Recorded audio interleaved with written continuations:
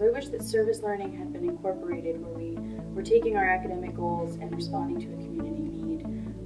We know that this experiential hands-on learning really benefits students, and I think that it would have been extremely beneficial in my high school career to have, on top of academic rigor, a community engagement experience. I would say that I would fix the whole problem of segregation in the schools between especially special ed students and students that are in normal academic classes, so that special ed students weren't just mixed in with students in AP classes during lunch or PE. Instead it was, during classes, because we can learn from each other. What I would really like to change about my high school career would be less on an emphasis of simply knowing the knowledge, but being able to take that knowledge and apply it to various experiences. There's a lot of history and a lot of social studies and math and science. These concepts all connect, but we learn them separately.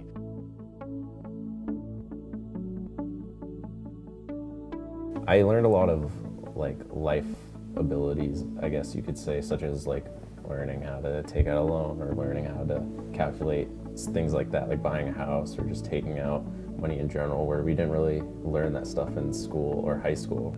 I think they taught us just kind of how to think more on our own. I think in high school you were taught, here, learn this, then this, then this, whereas college is, hey, go figure it out on your own, and I think that's a valuable skill to have at an earlier age. When I first went to college, a lot of the professors had to give us study techniques and different tips on how to read textbooks and things like that, and I feel like I should have known about those things going into college. One thing that I learned from my college professors that I didn't learn in high school was being able to take criticism from students and apply it.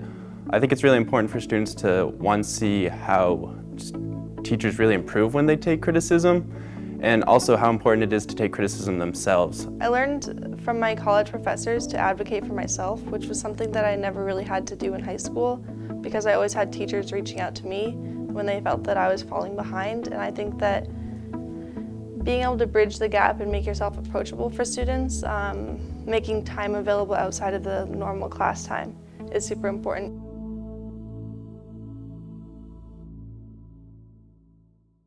The academic rigor of my school was critical in getting me to where I am now and really prepared me for college. I think just having it be such a tight-knit community, I think that really helped the students. The strongest part of my high school education was having the opportunity and ability to take some dual enrollment classes. The teachers in my high school were able to successfully create a culture of learning and education, so that you not only were getting positive pressure from your teachers to succeed in life, but also you were getting pressure from your peers and from the other staff and faculty at the school.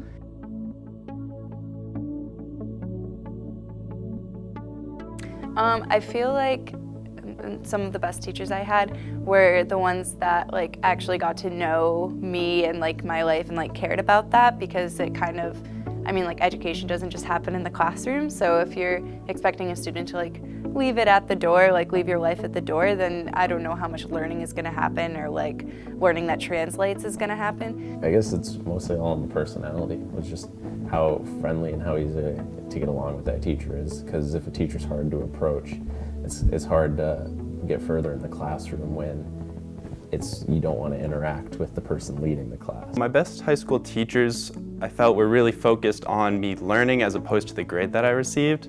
So if a class were to not do well on a test, then the teacher might say, that was on me, we didn't get the scores that we should have, and so I'm going to try to teach this subject a little bit differently, and I think that adaptability is really important.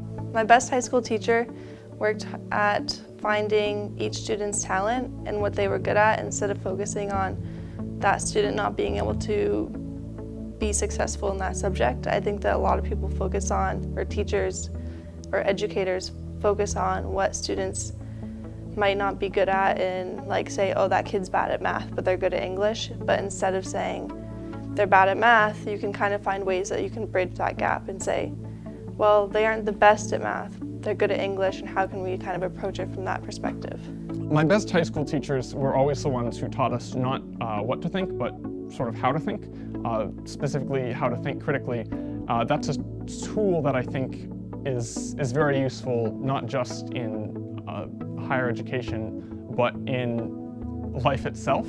I think that if you're taught sort of how to look at the information that you're being given with a critical eye and not just accept it or try to memorize it, but try to understand what's happening and try to understand what you're seeing. From an educational standpoint, that is, I think, the best thing that you can teach someone to do as a teacher.